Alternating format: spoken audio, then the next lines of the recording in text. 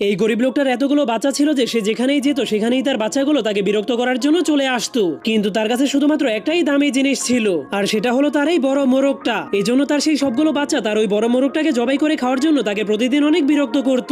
কিন্তু লোকটা তার সেই প্রিয় মোরগটাকে মেরে ফেলার সাহস করতে পারতো না। কিন্তু একদিন তার সেই মোরগটা ভুল করে একজন ধনী মানুষের বাড়িতে চলে যায়। এরপর সেই ধনী লোকের মুরগিগুলোর সাথে নাচতে শুরু করে দেয়, যা দেখার পর সেই কিপটা লোকটা সেই মোরগের উপর অনেক রেগে যায়। এরপর সেই গরিব লোকটার কাছে গিয়ে বলে, যদি তোর মুরগি আবার আমার বাড়িতে আসে তাহলে আমি তোর মুরগিকে মেরে খেয়ে ফেলবো। যা শোনার পর সেই গরিব লোকটা অনেক চিন্তায় পড়ে যায়, কারণ যদি সেই ধনী লোকটা তার মোরগটাকে জবাই করে খেয়ে ফেলে তাহলে তার বাচ্চারা একটুও মাংস খেতে পারবে না। আর যদি একবার তার বাচ্চাগুলো মোরগের মাংস খেয়ে মজা পেয়ে যায় তাহলে তারা কখনোই শুধু ডাল ভাত খেতে চাইবে না। এজন্য সে অনেক চিন্তা ভাবনা করার পর সে সিদ্ধান্ত নেয় সে তার মোরগটাকে তার ধনী চাচাকে উপহার দিয়ে দিবে। তখন সে আশা করছিল এর পরিবর্তে তার চাচাও তাকে অনেক কিছু উপহার দিবে, কিন্তু যখন তার চাচা এই কথাটা জানতে পারে তখন সে অনেক অবাক হয়ে যায়। এজন্য সে তাকে বলে, যদি তুমি তোমার বাচ্চাদেরকে এই মোরগটা খাইয়ে দিতে